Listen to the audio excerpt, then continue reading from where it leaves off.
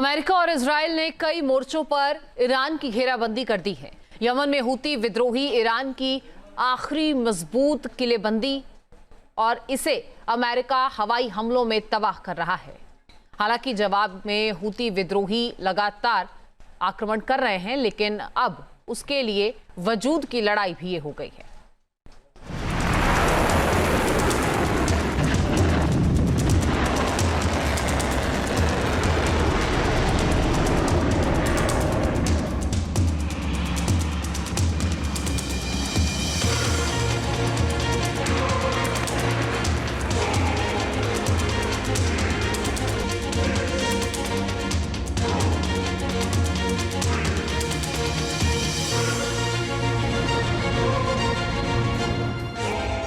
Iran का आखिरी किला, Houthi विद्रोहियों का गढ़ दहला।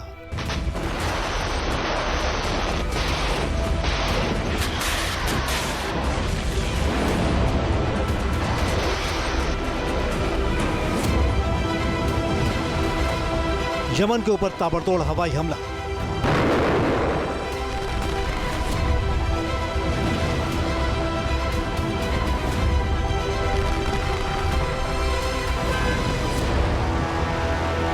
अमेरिकी जंगी बेड़ों पर विध्वंसक निशाना।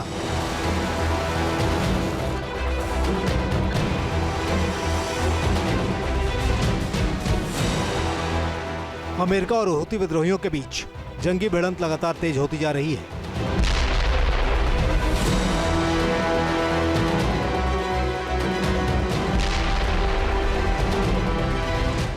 इन तस्वीरों से साफ है कि अमेरिका ने हूती विद्रोहियों की नकेल कस दी है।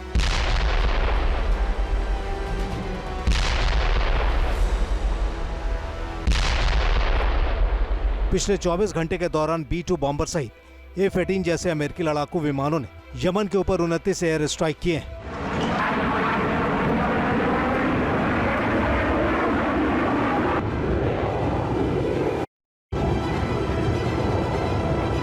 हमलों के इस फहरिस्त में यमन के होदीदा में हूती विद्रोहियों के कम्युनिकेशन नेटवर्क पर 2 हवाई हमले, राजधानी सना के 2 पर कई बार हमला,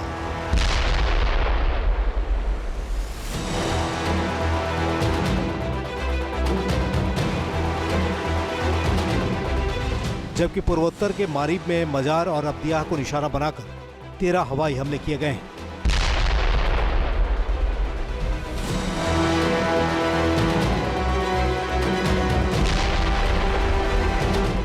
दरअसल अमेरिका और इजराइल ने मिडिल ईस्ट में ईरान की कमजोर नस दबा दी है।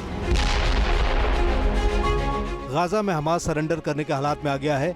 यहां तक कि अब गाजा की जंग सीरिया, लेबनान और यमन तक फैल चुकी है।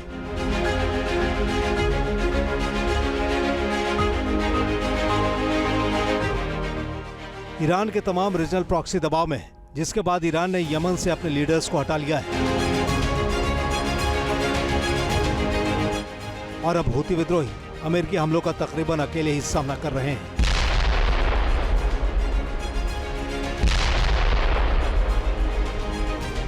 मिडिल ईस्ट में अमेरिका ने एयरक्राफ्ट कैरियर हैरी ट्रूमन को हूती विद्रोहियों पर ही हमले के लिए तैनात कर रखा है।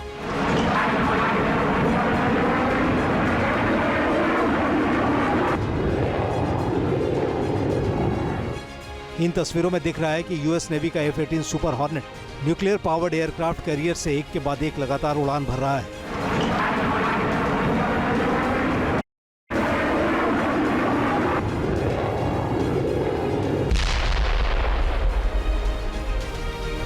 और उत्तरी यमन में मौजूद हूती विद्रोहियों के ठिकानों को पाताल लोक में भेज रहा है।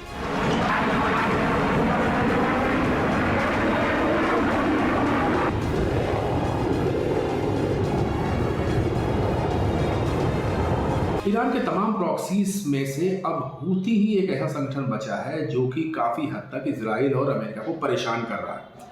हमास और हिजबुल्लाह को इन्होंने कॉर्नर कर दिया है।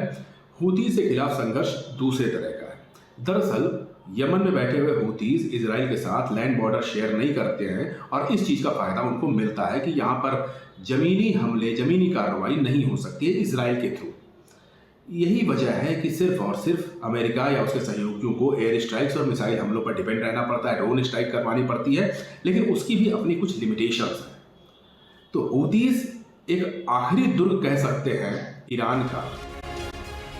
पिछले ही हफ्ते अमेरिका के राष्ट्रपति डोनाल्ड ट्रंप ने अपने सोशल नेटवर्क ट्रूथ पर एक वीडियो शेयर किया था और दावा किया था कि अमेरिकी हमले में एक साथ कई हूती विद्रोहियों को मार डाला गया है।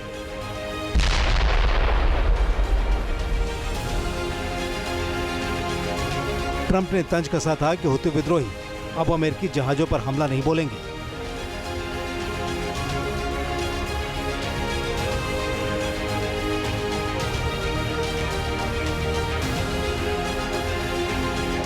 अमेरिका और इजराइल मिडिल ईस्ट में एक साथ कई निशाना साध रहे हैं। इसीलिए अमेरिका ने वॉरशिप ट्रूमन की मदद के लिए यूएसएस कार्ल विंसन को मिडिल ईस्ट में तैनात करने का फैसला लिया है।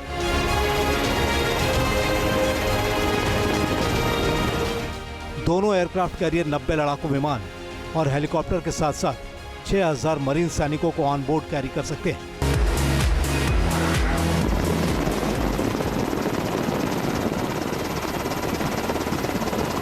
हालांकि अमेरिकी हमलों का जवाब देने का दावा हूती विद्रोहियों ने भी किया है।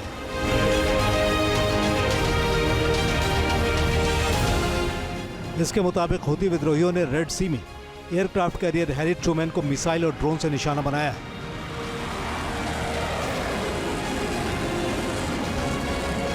दावा यह भी किया गया है कि अमेरिकी लड़ाकू विमानों के हमले का हूती विद्रोहियों की सैन्य क्षमता पर कोई असर नहीं पड़ा है। हूती विद्रोहियों के प्रवक्ता याह्या सरिया ने कहा है कि इजराइल के कब्जे वाले याफा पर ड्रोन के जरिए मिलिट्री ऑपरेशन को अंजाम दिया गया है। यह हकीकत है कि हूती विद्रोहियों की हमलावर ताकत अभी भी कायम है, लेकिन ईरान पर दबाव को देखते हुए सवाल यह भी है कि क्या हूती विद्रोही वजूद की आखिरी लड़ाई लड़ रहे हैं।